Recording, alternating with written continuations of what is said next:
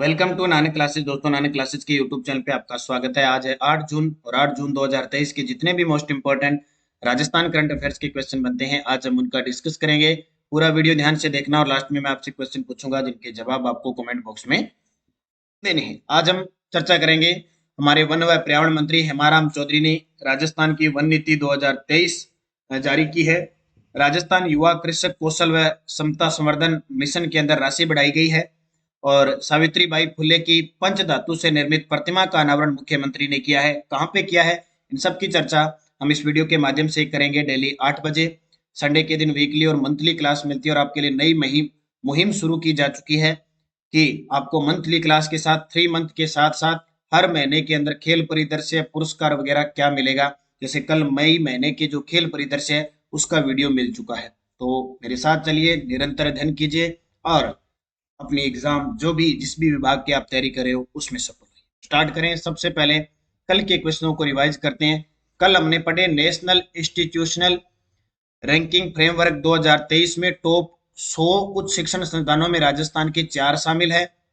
RTI कानून के तहत हाईकोर्ट और प्रदेश की सभी आरटीआई की सभी जो हाईकोर्ट है अपना और सभी लोअर कोर्ट से जुड़ी जानकारी व सूचना प्राप्त करने के लिए ईआरटीआई पोर्टल लॉन्च किया। ऑगस्टन जॉर्ज मसीह है जो राजस्थान के 41वें मुख्य न्यायाधीश बने हैं।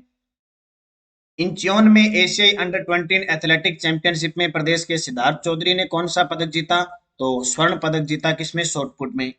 पुर्तगाल में होने वाली वर्ल्ड मास्टर्स टेनिस चैंपियनशिप के लिए राजस्थान के किस वेटरन खिलाड़ी का चयन भारतीय टीम में हुआ है, दीपांकर चतुर्वेदी।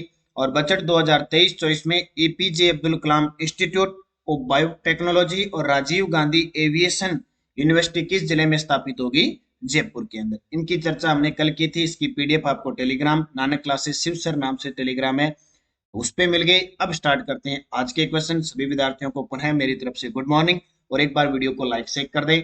स्टार्ट करते हैं आज का क्वेश्चन। सीएम गहलोत ने, मुख्यमंत्री अशोक गहलोत ने सावित्री बाई फुले की पंच धातु से निर्मित प्रतिमा का अनावरण कहाँ किया। सावित्री बाई फुले का नाम सुना होगा, शिक्षिका, समाज सुधारक, मराठा थी। सावित्री बाई फुले की पंच धातु से निर्मित प्रतिमा का अनावरण कहाँ किया गया, ये किया गया रोहट पाली के अंदर। कहाँ पे, रोहट कहाँ पे है, पाली। रोहट पाली बहुत चर्चा में है इस साल क्योंकि 4 से लेकर 10 जनवरी 2023 को यहाँ पे 18वीं राष्ट्रीय स्काउट भारत स्काउट गाइड का आयोजन किया गया था। अंतरराष्ट्रीय स्तर की थी, रोहट पाली के अंदर, इसलिए चर्चा में रही थी। बोरावास जोधपुर के अंदर क्या बनेगी, मारवाड़ की जो यूनिवर्सिटी है महात्मा गांधी यूनिवर्सिटी, दिव्यांग यूनिवर्सिटी बनेगी यहाँ पे। सिलोरा अजमेर के अंदर पुलिस प्रशिक्षण केंद्र स्थापित होगा और सिटी पार्क के अंदर जयपुर के अंदर एक बड़ा सिटी पार्क के अंदर झंडा फेर का अनावरण किया था, ध्वज। ठीक है, तो उसको याद रखना। जैसे ये 100 फुट का ध्वज, ये रोहटपाली के अंदर मुख्यमंत्री अशोक गहलोत ने, और प्रतिमा का अनावरण किया किसकी, सावित्री बाई फुले की पंच धातु से निर्मित प्रतिमा का अनावरण किया। तो इतना याद रखना, रोहटपाली। दूसरा प्रश्न, वन व पर्यावरण मंत्री हेमाराम चौधरी ने राजस्थान वन नीति 2023 कब जारी की। देखो फिलहाल इसको सिर्फ जारी किए गए, इसमें क्या नियम कायदे क्या अनुमोदन है, अब ये अनुमोदन नहीं किया, सिर्फ ये कहा कि राजस्थान वन नीति 2023 जारी होगी। तो ये 5 जून को, क्योंकि 5 जून को क्या बनाया गया, विश्व पर्यावरण दिवस। तो 5 जून 2023 को विश्व पर्यावरण दिवस पर एक तो राजस्थान ई वेस्ट प्रबंधन नीति बनी, एक राजस्थान जलवायु परिवर्तन नीति और एक राजस्थान वन नीति 2023। ये 3 है। इन पे जब भी अनुमोदन होगा तो उसमें क्या क्या प्रावधान होंगे उसकी चर्चा तब करेंगे। सिर्फ इन्होंने कहा कि एक राजस्थान ई वेस्ट प्रबंधन नीति, एक राजस्थान जलवायु परिवर्तन नीति और एक राजस्थान वन नीति 2023। प्लास्टिक वेस्ट इन्वेस्टराइजेशन प्रतिवेदन सहित राजस्थान राज्य प्रदूषण नियंत्रण मंडल के ब्रोशर का विमोचन किया। राजस्थान के द्वारा 18 फरवरी 2010 को वन व पर्यावरण नीति घोषित की गई। यह राजस्थान देश का पहला राज्य था। तारीख बहुत कितनी बार प्रश्न आ चुका है ये कि राजस्थान की पहली वन व पर्यावरण नीति, कई बार इतना आ जाता है वन नीति पहले 18 फरवरी 2010, कई बार पेपर में इतना ही आ जाता है पर्यावरण नीति। अभी शायद रीट लेवल फर्स्ट में ही प्रश्न आया था। ठीक है, तो घोषित करने वाला देश का पहला राज्य है। राजस्थान सरकार ने फरवरी 2010 में पहली राज्य नीति की थी। इसमें रेगिस्तानी क्षेत्र में पहले वन क्षेत्र का टारगेट था 9.5%, अब बढ़ाकर 9.5 से 20% तक बढ़ाने का लक्ष्य, क्योंकि पहली जो राष्ट्रीय वन नीति थी 1952 में, ये लक्ष्य था कि पूरे भूभाग के 33% पर वन होना चाहिए। अब 52 से लेकर अब तक इसका तो कोई समाधान हुआ ही नहीं, इतने वन है ही नहीं है। अपने भारत में है 24 पॉइंट कुछ पे, राजस्थान में 9.60% पे है। तो इनको पता है भी इतना बड़ा टारगेट नहीं लिया जा सकता। तो राजस्थान सरकार ने कहा कि हम पहले 20% का टारगेट पूरा करते हैं। कितने का? 20% का करते हैं, फिर 33 को देखेंगे। तो 20% मैदानी क्षेत्र में होता है, पहाड़ी क्षेत्रों में 65% के आसपास होता है। तो ये आपको याद रखना है। जिससे इसका अनुमोदन होगा उसमें क्या प्रावधान होंगे उसकी चर्चा हम जरूर करेंगे। फिलहाल वन व पर्यावरण मंत्री हेमाराम चौधरी ने राजस्थान वन नीति 2023 5 जून को जारी की। तीसरा प्रश्न देखो, S D P F national championship जो ग्वालियर के अंदर हुई थी, सुनील सुईवाल ने किस खेल में रजत पदक जीता? तो सुनील सुईवाल ने किस लॉन्ग जंप के अंदर, किसमें लॉन्ग जंप के अंदर सिल्वर जीता। बस थोड़ा सा ध्यान रखना कि एसडीएफ नेशनल चैंपियनशिप ग्वालियर में राजसमंद के सुनील सुईवाल ने लॉन्ग जंप में रजत पदक जीता। किसमें? लॉन्ग जंप में। तो याद रखना सुनील सुईवाल का खेल कौन सा है? Long jump. चौथा प्रश्न, राजस्थान युवा कृषक कौशल व संवर्धन क्षमता संवर्धन मिशन के तहत कृषि संकाय में अध्ययनरत 11वीं व 12वीं की छात्राओं की प्रोत्साहन राशि बढ़ाकर कितनी कर दी गई है? देखो पिछला बजट था 2022-23 का, और ऐसा पहली बार हुआ कि कृषि बजट को अलग से पेश किया गया। इसमें 11 मिशन रखे गए थे सरकार की, और आपसे पूछे कि 2023-24 के बजट में जो कृषि बजट अलग से पेश हुआ उसमें 11 में एक जोड़कर कितने कर दिए? 12 मिशन। तो उनमें से एक है राजस्थान युवा कृषक कौशल व क्षमता संवर्धन मिशन के तहत कृषि संकाय के अंदर अगर कोई अध्ययनरत है, 11वीं और 12वीं की छात्राओं को प्रोत्साहन राशि पहले अब बढ़ाकर कितनी कर दी है? 15,000 रुपए कर दी है। कितनी कर दी है? 15,000 रुपए कर दिए, जो पहले 5,000 थी। तो मिशन कौन सा? राजस्थान युवा कृषक कौशल व क्षमता संवर्धन मिशन भी राजस्थान का युवा जो कृषि के क्षेत्र में कृषि के विषय लेकर अध्ययनरत है उनको सरकार सहायता दे रही है, छात्रवृत्ति दे रही है, प्रोत्साहन दे रही है, ताकि वो इस क्षेत्र में निपुण हो और बढ़िया तरीके से संरक्षित होकर आगे बढ़ता रहे। तो मिशन के तहत राज्य में कृषि विषय को लेकर अध्ययन करने वाले 11वीं और 12वीं कक्षा की छात्राओं को, है किसके लिए? छात्राओं को। देखो छात्र तो नए पढ़ेंगे और करेंगे तो खेती करेंगे, कृषि करेंगे, उनको तो जरूरत वैसे नहीं है। घर से पहले जो किसान वर्ग होते हैं उनको कहते हैं भी पढ़ लो, नहीं तो खेत पढ़ा, ये आपके लिए है। तो उनको तो वैसे ही जरूरत ही नहीं है, ऐसे एक्सपर्ट हो जाते हैं नहीं पढ़ेंगे तो। यहाँ पे छात्राओं को भी प्रतिवर्ष 5,000 रुपए से बढ़ाकर 15,000 रुपए की राशि प्रोत्साहन दी जाएगी। कृषि विज्ञान से स्नातक के साथ अगर कोई स्नातकोत्तर में अध्ययन करने वाली छात्राएं हैं, पहले इन्हें 12,000 रुपए देते थे, अब बढ़ाकर 25,000 रुपए प्रतिवर्ष दिए जाएंगे। नोट कर लेना, ये पॉइंट बहुत गजब है, पर्सन इंपॉर्टेंट है। और कृषि विषय में अगर कोई पीएचडी करने वाली छात्रा है उसको पहले 15,000 रुपए देते थे, ठीक है, अब 40,000 रुपए प्रतिवर्ष देंगे, अधिकतम 3 वर्ष तक प्रोत्साहन राशि दिए जाने का प्रावधान है।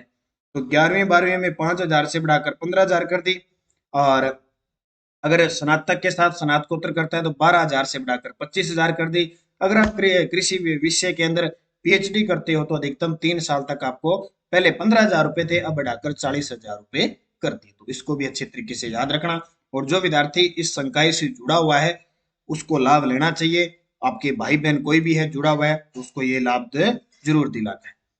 5 नंबर प्रश्न देखो, चौराहे के 3 रास्ते किन का कहानी संग्रह है? आपने देखा चौराहा होता चौराहा है क्योंकि इधर से एक रास्ता आ गया, एक इधर से रास्ता आ गया, और इधर से रास्ता आ गया, और इधर से रास्ता, 4 रास्ते होते हैं, ये चौराहा बन गया। और अक्सर हम इस चौराहे का ध्यान रखते हैं, हमें हर प्रकार का इसको ध्यान रखना चाहिए, क्यों के लिए खतरनाक भी साबित होता है। खास करके आजकल व्हीकल जो मोटरसाइकिल होते हैं चलाते हैं, इतनी तेज से आते हैं, कई बार दो आपस में टकरा जाते हैं, या फिर कोई पशु वगैरह आ जाता है तो टकराने का खतरा रहता है। तो इस चौराहे से बच के रहना चाहिए। दूसरा, कल मैंने बताया था साइबर अपराध से जरूर बच के रहे।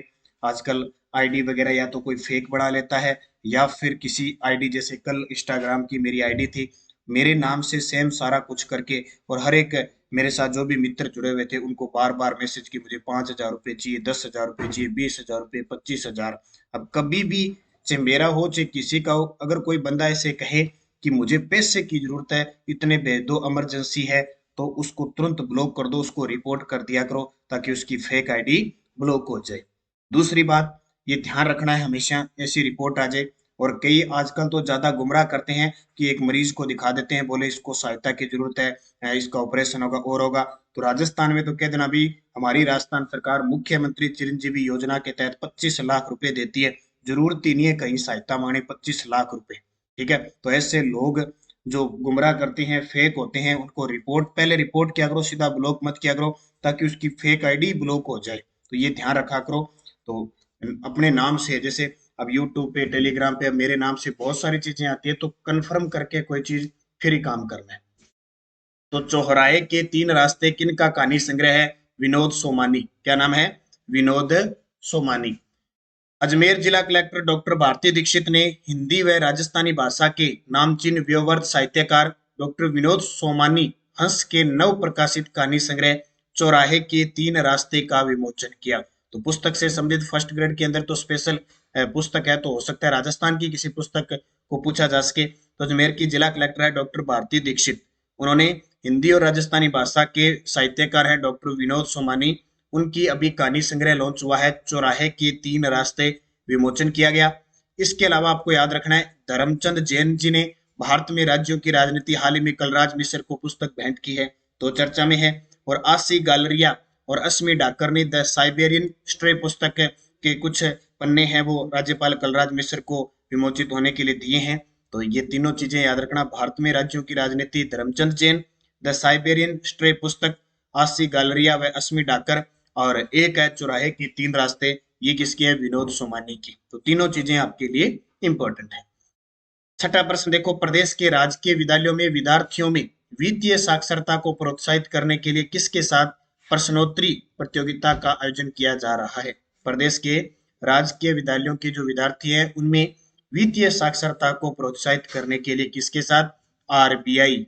आरबीआई का नाम सुनते हो ना, कुछ दिन पहले आपने सुना कि 2000 का नोट बंद होने वाला है, सितंबर तक का है भी, आप जमा करवा सकते हो। ये वही रिजर्व बैंक ऑफ इंडिया, बैंकों का बैंक, जिसकी स्थापना 1935 को हुई थी, 1949 को इसका राष्ट्रीयकरण किया गया था। सारे बैंकों का बैंक है। ठीक है, सबसे बड़ा मौद्रिक नीति वगैरह जो भी संचालन करना होता है भारतीय रिजर्व बैंक करता है। मुझे कमेंट करके बताओ भी भारतीय रिजर्व बैंक के वर्तमान गवर्नर कौन है, ताकि मुझे भी पता लगे, हमें ध्यान रखें।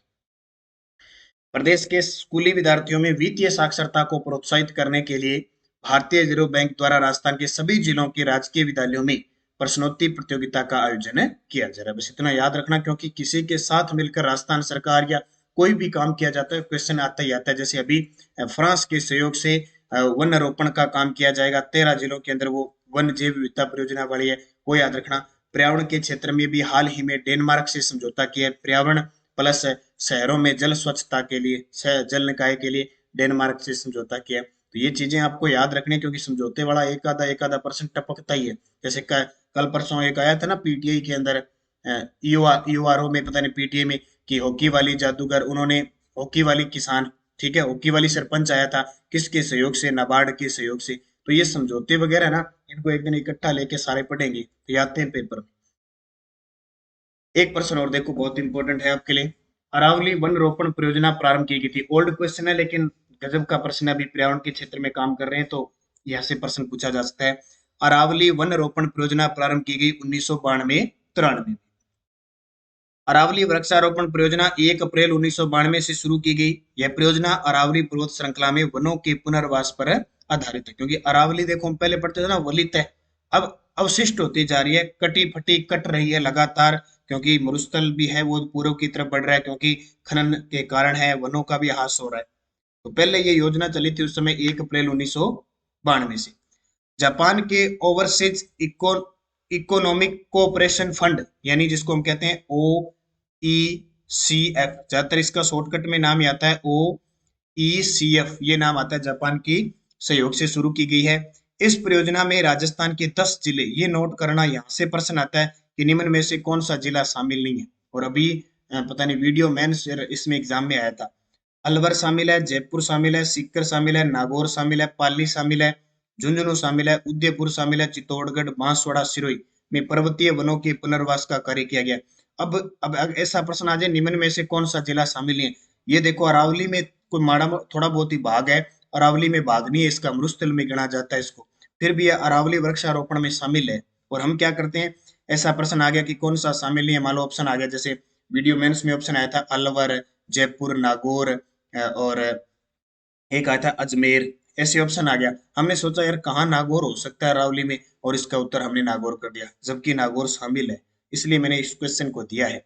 यह योजना वैसे मार्च 2002 में पूर्ण हो गई थी, लेकिन हमारे लिए योजना अभी एग्जाम में क्वेश्चन आ रहा है, तो इसको नोट करना, स्क्रीनशॉट ले लो, बहुत ही शानदार है। जापान के सहयोग से 1 अप्रैल 1992 को शुरू हुई थी, समाप्त 2002 को कर दिया। 10 जिले ये शामिल है, इनको नक्शे में भर के और नोट करके अपने जहां भी स्टडी रूम है उसके सामने लगा लो, एकदम शानदार।